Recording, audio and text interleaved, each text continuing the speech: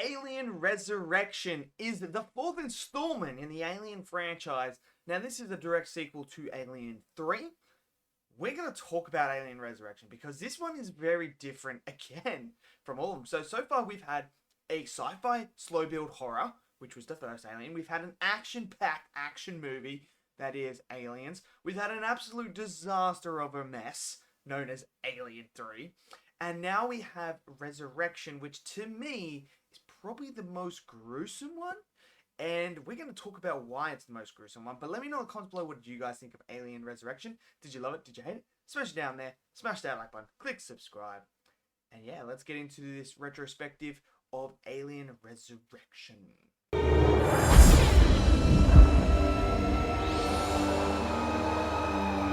So after the disaster that was Alien 3, you remember that little complete mess where they didn't have a script and they were just still going ahead with things, just winging everything. We now get Alien Resurrection. This is the return of Ripley. Yes, you heard me right. Ripley did die in Alien 3, but hey, we're going to undo that and bring Ripley back for this movie. So, Alien Resurrection, look, I don't hate Alien Resurrection. Not like, I don't dislike it like I do with Alien 3. Alien Resurrection to me is one of those movies that's just, I don't know, it's interesting. It's very interesting. Why? I like some of the themes and some of the ideas that they were doing in this film. I feel like they could have been executed a little bit better. And that mainly comes down to character development and story-wise. I feel like some choices they did make didn't work, and some choices they did make did work. Now, what I mean by this being the most gruesome one of the Alien franchise, like, the reason I say that is because of the whole theme of this ship that is taking and cloning and creating its own hybrid of alien and humans. So that's what Ripley is. Ripley is technically half alien, half human. So they've used DNA samples from that planet from Alien 3. They've taken her DNA, they've taken the alien DNA, and they've actually spliced them together to create this hybrid that we know as Ripley. So she has enhanced ability. So she's stronger, faster, she can jump high, she can sense and talk to them, feel the aliens as they're running around. She also has acid blood, but it's like normal red blood, but it's got an acidic sort of vibe to it. So when it does touch anything, it corrodes it straight away. So while it does look like normal blood, it's not. She's also a lot more durable in this movie as well. So if you guys have ever seen the Resident Evil movies, you know those little movies, she's sort of like Alice. She's like that. So the idea behind that, I'm not the biggest fan of, because I thought, well, I didn't like Alien 3, and I didn't like the way Ripley went out. I didn't feel like bringing her back this way was the way to do it. It didn't sit well with me. I felt like we could have just let Ripley, just rest in peace at that point. That character, we could have used maybe a new character. But no, they went down this route. They created this hybrid that actually, as things go on, becomes kind of a badass character. But it isn't the same Ripley that we know from the previous 3 films. So you can't really say that she goes on the same character arc, or like it's part of that character arc, because it's actually a completely different character. So as we're moving forward, so we know that they are now diving in and creating their own hybrid and stuff like that. So she's the 8th attempt, 8th version, whatever they're calling. As we progress, we find out that they're actually doing some pretty messed up stuff. And that's what I think that makes this one the most gruesome, is that stuff. Like, there's this scene where Ripley walks in to the laboratory, and there's just these hybrids of them just splicing together DNA, and you just see the different outcomes. And it's absolutely terrifying, and it's absolutely disgusting. And then we see a live one that's just messed up. So what they're trying to do, what us human beings are trying to do, because we have this obsession with, creating life and trying to dictate how life should be, used, and trying to create this alien to use in a warfare sort of scenario. Like, that's what we do, and it's stupid. It's going to be the downfall to the human race. We all know that. That's a guarantee. And again, they're using these things to create new aliens. So when we do see Ripley for the first time, they're actually cutting her open and taking out an alien. So they have all these aliens trapped everywhere, and what they do is they hire people, like a gun for hire sort of people, who go out, sabotage a ship, take the cryo chambers with the people in it, and bring them there, get paid for them, and then what they do is they set the people up, the face huggers come out, and the face huggers then attach themselves and create more aliens. So we have a queen here that they created that isn't the exact same as the normal queen. And we actually see that later on, that it's got this big pouch and it's got like humanoid sort of reproductive system rather than the actual egg system that we saw in Aliens. So that's why you have all these like gross elements. It's like this. It feels weird. And then there's this really, really gross alien. Like, I mean, it's absolutely disgusting. It's a hybrid, and it comes out of the alien queen, and it is a mixture of human DNA and alien DNA, and it is one of the grossest things I've ever seen in my life, and it's just absolutely disgusting.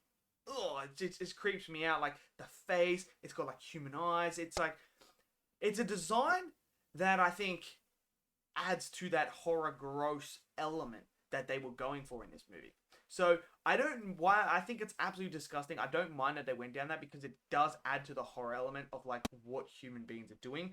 And especially with that professor, the doctor, who is just in love with creating these things, in love with the aliens. Like, we see him try to kiss the alien through the glass. Like, it's just like, that guy is whack, man. He is absolute whack.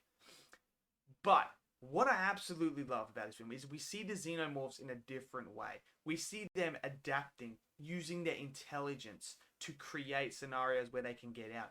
When they're in the thing and the guy's hitting them with that ice sort of like blast thingy with the, like, we see it when the guy goes in there, he gets hit by it and it like freezes you. So we see him using that on them, and then they work out, there's 3 of them in the one cage, they work out, if us to kill him, his blood is acidic, so it's going to melt through here and we're free. So they do that. And they now know that that button presses that thing and does that. So when the guy goes in, the alien actually presses it and does it that way. So this is where we're seeing them adapt. They can swim. We now see them swimming for the first time. We see them set traps, which is interesting because you could just have this as a mindless brute sort of alien that walks around just murdering people. But instead, they tried to make him more intelligent. And I love that about it. And we're just getting more explored lore about the aliens and what they're capable of. So we now know that they can spit acid as well. We see that in here as well. But, you know, that's the continuity error. Like, we're just changing things left, right, and center. So we have all that. We have this group of mercenaries, guns for hire, that only a few characters I really cared about. And this is where one of my issues comes in, is the characters in this movie. So it's mainly centered around them coming in, selling off the things, and then trying to escape as the breakout happens. Now we have another synthetic on here as well. We have another android. She's all about destroying the aliens and saving humanity. Ron Perlman is absolutely fantastic. I think his character is probably my favorite in here, and one that I absolutely loved on screen. But the rest of them, I wasn't really too invested in. I don't think they developed them. This one, to me, didn't take the time to develop the characters. And what they tried to do is they just tried to make them like, hey, look, we're just going to go for this slasher horror sci-fi sort of vibe. We're just going to get these characters that you're not going to care about. You don't care or anything. Develop them. Nope. We're just going to put them in this situation. And you're just going to have fun watching aliens just absolutely destroy them.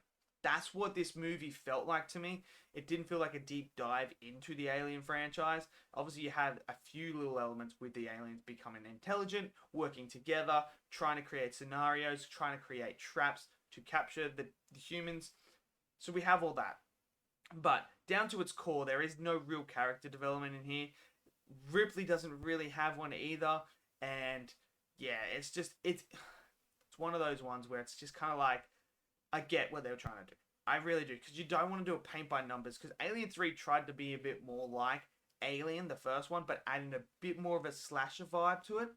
This one just went full slasher. That's what it is. And down to its core, that's ultimately what it is. It's a sci-fi slasher. There's kills. There's lots of kills in here. We see some interesting kills. I have no problems with the kills. I think they're unique, different. I like that. I really felt like I was watching a slasher, which is hopefully what they were going for, and that's a success to me. But the story-wise, it just didn't make sense again. It's 200 years since Ripley died, and they're still trying to create these aliens and like take them down to Earth. Like it's like, what's going on here? Why are we doing this again? And the whole story of crashing into Earth, like they literally crash the big ship into Earth, and like wouldn't that just like kill so many people? Like you see how big the explosion is. They've just killed like tens of millions of people right there. Like it's just insane how big that explosion was, and they're just like, yeah, we saved Earth. It's like, yeah, but you killed like 20 million people in the process. But look, to me, Alien Resurrection isn't the worst movie. It isn't. It's nowhere near as bad as Alien 3. I think Alien Resurrection is watchable for what it is. Look, you can't go into this movie expecting alien level storytelling or aliens level. Like, you just can't. It's not going to be like that. This movie to me is one of those ones where you just turn your brain off and you watch it for what it is and accept it for what it is. It's a slasher. It's going to be lots of kills. There's going to be alien action. There's going to be gross horror elements when it comes to science experiments, which I absolutely dug, but was grossed out at the same time by. So you have all that going on. You have some fun characters who are hilarious, but then you have some characters that are just dull, boring, that you just don't care about. That's what Alien Resurrection is at its core. It's just one of those dumb, fun slasher films.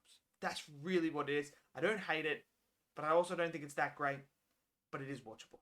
So for me, that's what I would say about Alien Resurrection.